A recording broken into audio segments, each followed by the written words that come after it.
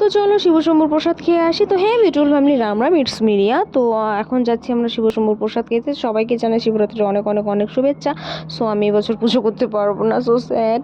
তো যাই হোক, আমি ড্রেসটা চেঞ্জ করে নিয়েছি, হালকা একটু ক্রিম লাগিয়ে হালকা একটু লিপস্টিক লাগিয়ে নিয়েছিলাম। তো এখন চুলটাকে নিয়ে কি করব দিশে পাচ্ছিলাম না। তো ফাইনালি মানে ভেবে দেখলাম আর কি, একটা সুন্দর করে গার্ডার লাগিয়ে নেবো, ব্যাস হয়ে যাবে।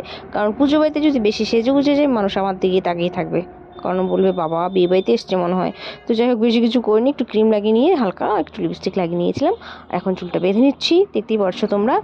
আর সঙ্গে একটা মানে উনার জায়গায় হালকা একটা পাতলা পাতলা চাদর নিয়ে নেবো, যাতে একটু ঠান্ডা লাগছে তো আমার, তাই আর কি।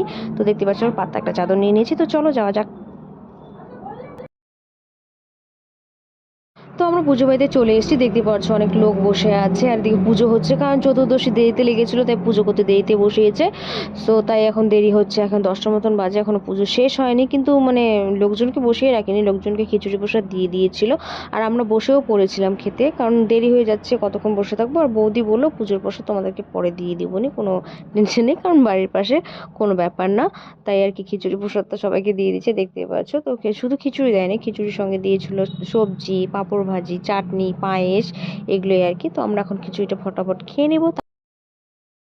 তো খিচুড়ি খেয়ে এখন আমরা গাড়ির হাওয়া খেতে খেতে বাড়ি যাচ্ছি, একটু পান চিবোতে চিবোতে, কারণ একটু সুপুরি দিয়ে পান খেয়েছিলাম। এখন দেখতেই পাচ্ছ আমরা রাস্তাতে চলে এসেছি, বাড়ি যাচ্ছি।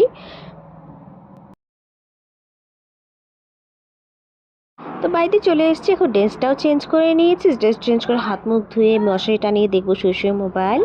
তো আমার মশারি টানানো হয়ে গেছে, এখন মোবাইল দেখবো। টাটা, সুস্থ থেকো, ভালো থেকো।